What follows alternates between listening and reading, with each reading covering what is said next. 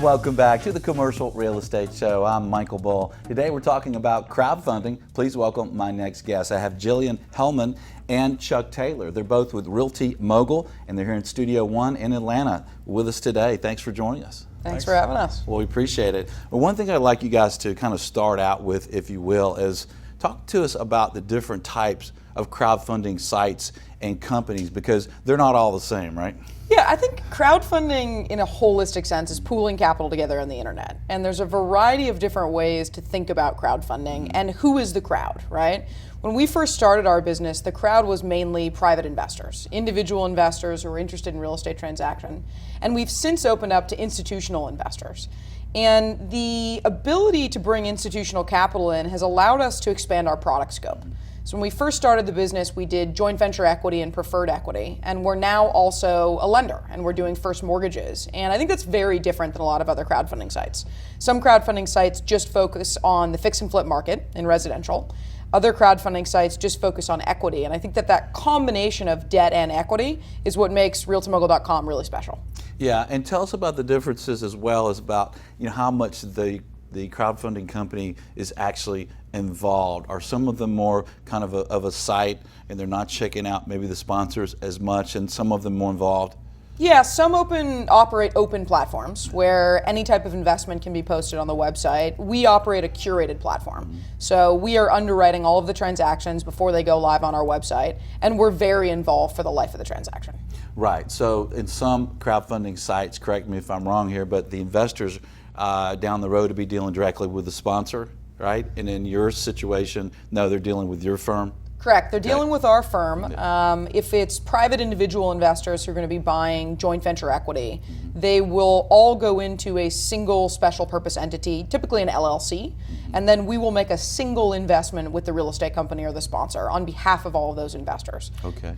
And is the setup work so that if someone's doing a 1031 exchange, they could exchange into it or out of it? We're not doing any 1031 business right now. It's all, money that's sitting on the sidelines and wants to get into real estate as opposed to transferring out of another asset. Okay. And you talked about the different types of investments. So it could be the equity side, it could be the mezz piece, the secondary mortgage, if you will, and then maybe the first mortgage on these properties. Chuck, tell us a little bit about those options. Sure. Well, we're doing both perm and bridge debt on the senior mortgage side. So we're very focused on, I'll call it $2 to $25 million size deals, and it's your typical non-bank type of bridge product. And we think it complements really well with our equity product. And the all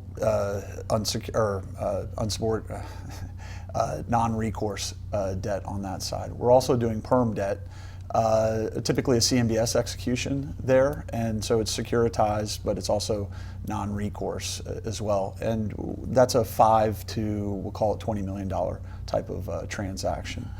And then finally, we're also doing subordinated debt, as you pointed out, mezz and preferred equity. I would say the mezz is more of the debt side of the transaction as well. So kind of filling out the gap in the capital stack between our senior product and a potential equity component.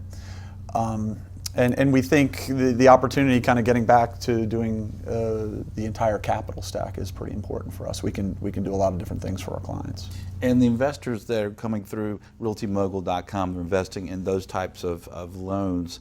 They're accredited investors, I suppose, because those deals are over $1 million, or some of those non-accredited. Yeah, they're all accredited investors. All accredited. So they all have either a net worth above $1 million or an annual income above $200,000. Okay. Yeah. And tell us about an example deal that you've closed lately, or that you're doing now. Sure, we closed a transaction recently, and to Chuck's point, being kind of the full capital stack is really interesting and important to us, and I think a big differentiator. So we were 92% of the capital stack. We wrote the first mortgage. It was about a $7 to $8 million first mortgage, and then we did the equity as well in the transaction. So it was a great execution of showing how different segments of our marketplace and different segments of our crowd are interested in different products. In that case, the debt was purchased by an institution as a whole loan, and the equity was syndicated through our online platform to private investors. And what type of property was that? It was an apartment building, Where was it located? North Carolina. Okay. Yeah. That's excellent. So how long did it take the principal, the sponsor, if you will, to close that transaction? No, we were somewhere around 60 days finish to, start to finish, but it was really because the sponsor was finalizing their due diligence, making sure that they had, their T's crossed and their I's dotted. It's fascinating. Our equity is typically always faster than debt, whether it's our debt or there's another lender. And I think it's because our crowd, if you will, has gotten so big, right? We've got over 20,000 private accredited investors now, so tremendous appetite for commercial real estate. So it tends to be very, very rapid when you're fundraising equity online. Yeah, and that kind of brings up the point that how popular crowdfunding is really getting, and how much there's a need there for private investors to get out and invest in commercial real estate. And I want to ask you some tips for those investors. What should they be thinking about when they're looking at various properties and various sources to put their money? So stay with us. I'm Michael Bull. This is the Commercial Real Estate Show. We'll be right back. The Commercial Real Estate Show is brought to you by Bull Realty, a great place to do business. Xceligent, information for the professionals.